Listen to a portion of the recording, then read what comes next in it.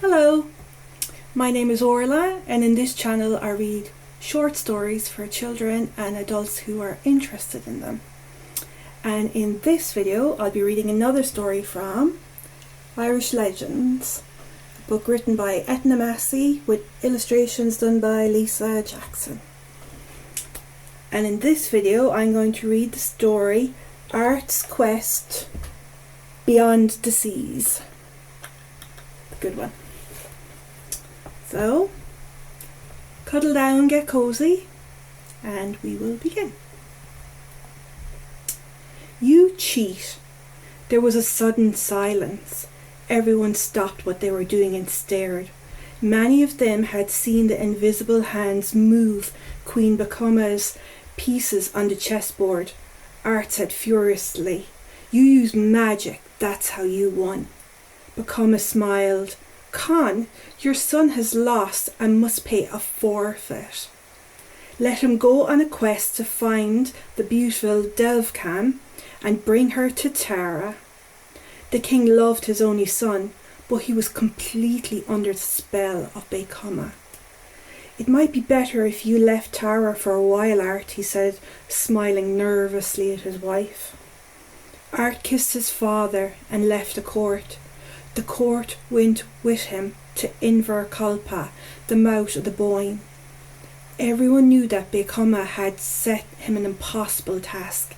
Many of them cried to see him go in his small coracle, but Art didn't cry. He was glad to get away from Bacoma. And as he said goodbye to the land of Ireland, so grey and barren, he was not so very sorry to leave it either. Since the day Bacoma had been made queen, even the birds had stopped singing.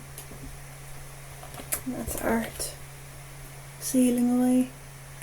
And that's Bacoma smiling. The only one smiling, everyone else is sad to see him go.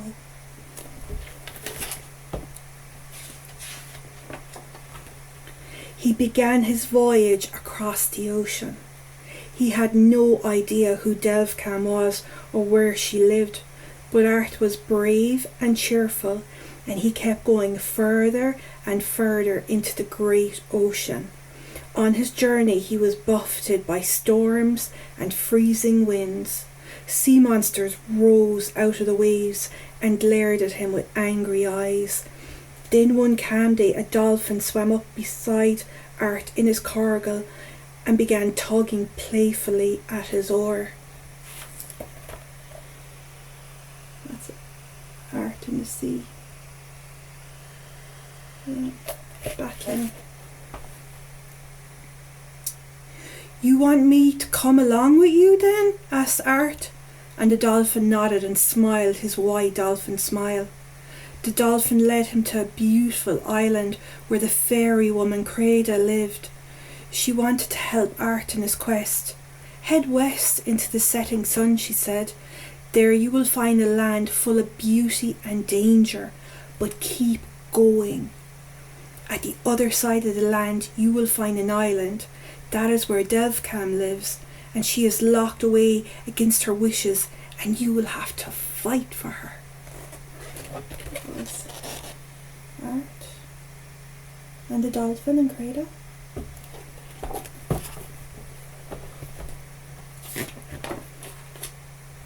Art did as Creda said. He finally came to the land far to the west. First he came to an enchanted wood. The trees dropped poison from their branches, but Art used his coracle as an umbrella. Suddenly there was two hags in front of him, blocking his way. One carried a silver cup and the other a large bathtub. That's Art, guarding himself from the poison, and the two hags who were in his way. "You must be thirsty. Have a drink," the first hag said, offering him the cup. "No, thank you. I'm not thirsty," said Art. Creda had warned him that the cup was full of poison. "You must be tired. Rest yourself and have a bath," said the second hag. "No, thank you. I've had a wash already today, said Art, for he knew the hag would drown him in a vat of lead, so the two hags had to let him go on. The wood ended and Art arrived at a long, narrow glen. In it lived 1,000 giant toads with tongues full of venom. Art battled his way through them and reached the foot of a high, wide mountain. He climbed through ice and snow and more ice and snow until finally he crossed over the top. That was Art with the toads.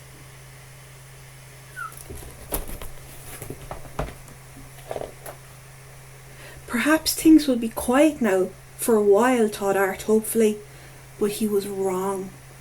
At the bottom of the mountain there was a plain full of savage beasts. They roared at him. Art fought them all off with his sword.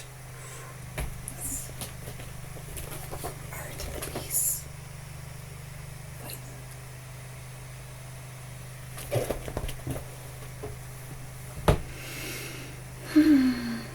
Then he came to a river and there was a giant there guarding the ford.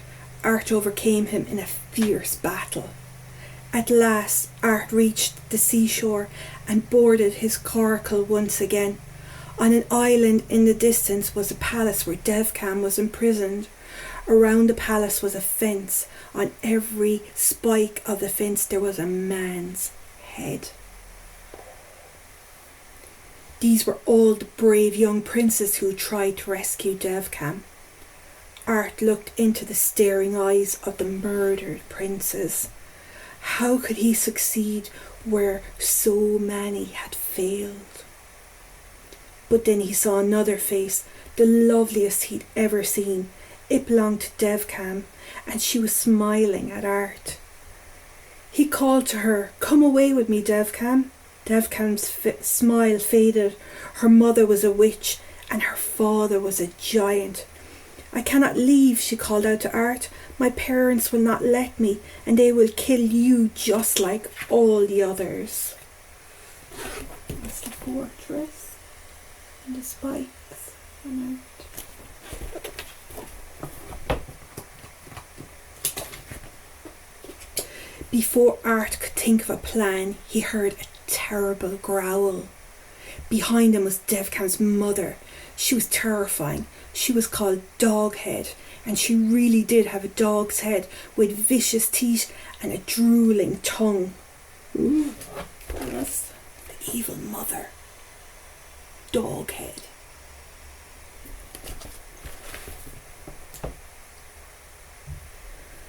Her foul breath poisoned the air around her. She leapt straight at Art, her jaws aiming at his throat.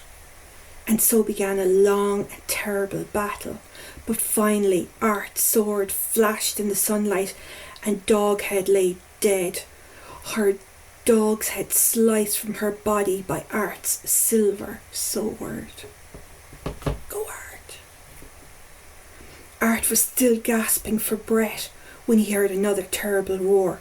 Morgan, Devcam's father, was coming towards him. Morgan was a giant, his huge body covered in iron scales. He had claws instead of fingers. His eyes flashed red fire as he spat out the words, "Time for you to die." That's Morgan the giant. Art fighting him. "Not if I can help it," said Art, raising his sword. But Art's sword could not pierce the metal scales that covered Morgan. Within minutes the monster had brought him to the ground. As the dreadful claws came closer and closer to his neck, Morgan gave a howl of victory. But Art raised his sword and plunged it deep into the giant's open mouth. Morgan, too, was dead. Devcam came running towards Art, finally freed from her prison. They climbed into the coracle to begin the long journey back to Tara. When Art and Devcam reached Ireland, it was greyer and drier and bleaker than ever. But as soon as Devcam put her foot on the soil, Green grass sprang up. Everywhere she went, flowers bloomed and birds began to sing. And so they travelled to Tara, leaving a trail of beauty behind them. All along the way, people came out of their houses to see them. Spring has come back to Ireland with Art and Devcam, they cheered. Devcam and Art, and beautiful Ireland, green and flowers. Con and Beicoma stood waiting for them at the gates of Tara. Art said, "Look, father, I've brought Devcam home." And Devcam said, "Now Ireland will be a happy land again. But Beicoma must leave because it was who brought misery to Ireland." Everyone nodded, even the king. Beicoma pulled her green cloak around her and disappeared, never to be seen again.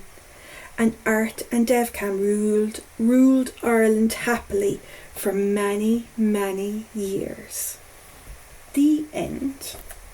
That was another lovely story from Irish Legends. Till the next one. Bye.